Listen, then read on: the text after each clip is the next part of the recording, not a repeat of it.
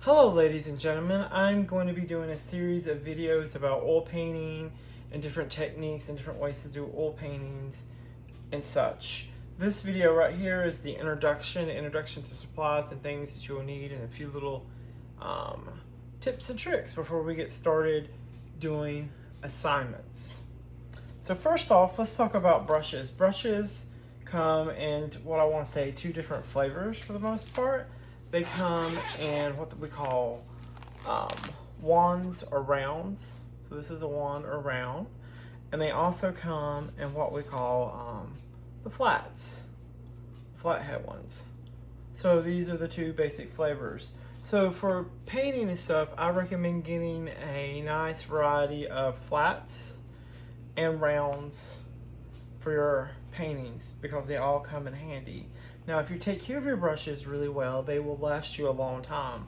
I've had some of these brushes since the late 90s, since I was in high school and started in college in painting. Another thing to know about when picking your brushes is you want to make certain you pick the ones for the medium you're using. So when you go to buy brushes, you need to look on the package to make certain you get some that are for whatever medium you're working with, because you can really sabotage yourself earlier. So you look on the package and it'll say whether it's for acrylics, oils, etc. Some of them work great for all. I find my supplies at different places like Michael's, Dick Blick, and such. So here you go, that's about brushes. Also, another thing to take into account about brushes is cleaning them. If you clean them properly and take care of them properly, they will last a lifetime.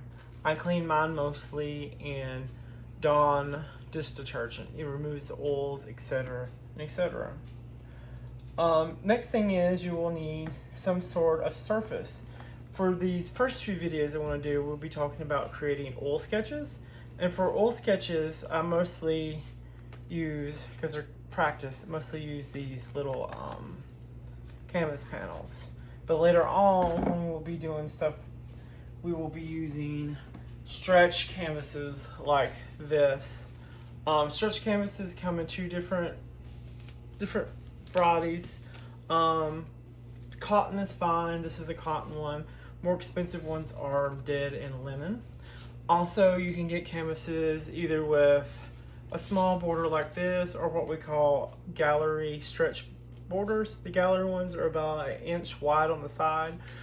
The big advantage of the gallery ones is, like, if you're going to hang in shows and such, you don't have to frame it. If I'm going to hang something like this in a show, I will have to put a frame around it because the border sides are too small. There are different mediums you can use for painting with oils. I mostly use Gamblin, either Galcan Light, which is a medium that kind of helps the oil paint dry faster. Another great one is a little bit thicker that I like to use is Neomeglyph. If you look at the difference between the two, one's a little bit more liquidy, the other one's kind of more goopy. Another really good medium you can get if you can't find these two is Liquin. Most places carry Liquin in that. And then you need something to clean your paintbrushes in, and I recommend, an odorless solvent like this Turpenoid. For your Turpenoid, you'll need to put it in some type of container. I recommend getting two different containers, two mason jars. And the reason I recommend having two is you will pour, your solvent in here and you clean your paintbrushes. And by the way, when you clean your paintbrushes, don't leave them in the solvent because with the bristles, let me get one so you can see what I'm talking about.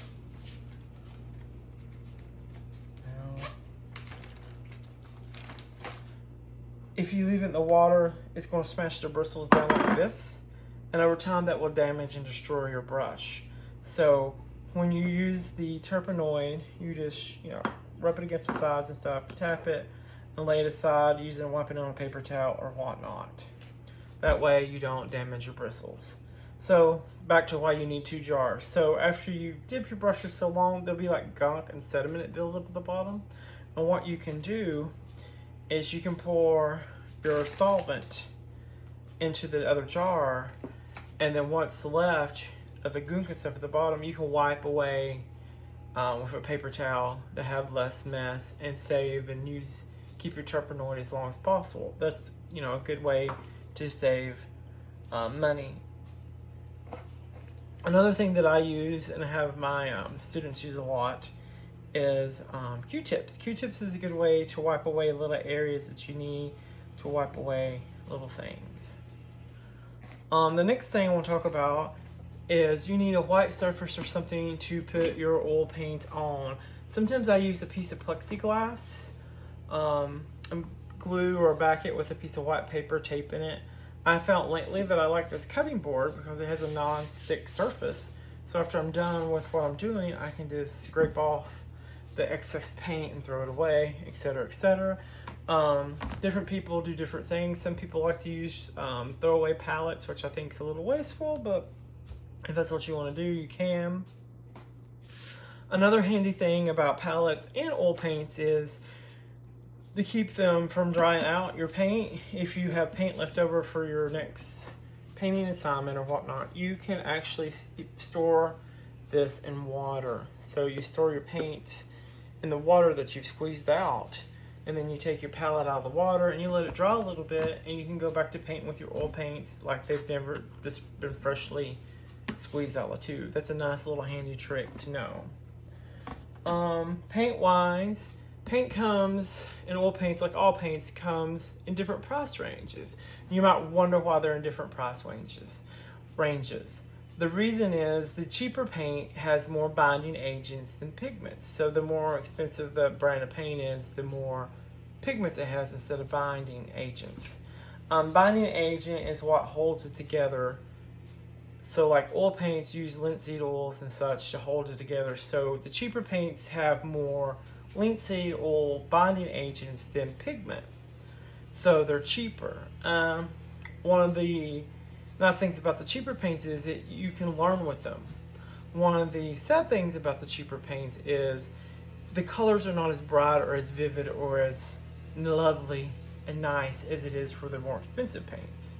But at the beginning level, it's fine to use cheaper paints because it's more of a learning experience how to create forms, how to do this. So that's why paints cost different amount of money. So one last thing to talk about is easels. Most of the time my students in the schools and the university, we use these aluminum easels that you can buy at any arts and crafts stores, which are pretty nice. To me, one of the drawbacks about them is I find them to be a little more flimsy and they're easily to fall over. So I usually use a nice big wooden easel, or I bought this easel recently. This nice little easel like this. I think I got it on sale 50% off and I paid about 60 bucks for it. One thing I like about it is it has a little side drawer too. And when you get ready to use it, all you have to do is open it up like this. And I'm trying to remember. So it sits up kinda like that. Let's see, I'm trying to remember how far in the back. It's not important right now. I'll show you later. You just tighten up these little nuts in the back to have it hold up properly. So that's my new find, and I'll probably be painting on this a lot. I also, when I bought this, important to know, when you buy a wooden easel like this, I would recommend coating it in some type of varnish or something. That way the paint will wipe off easier and won't absorb into your wood. So that's all for now. The next video we'll be talking about oil sketches and how to create an oil sketch. So I will see you all soon. Thank you for watching, and I will talk to you later. Bye.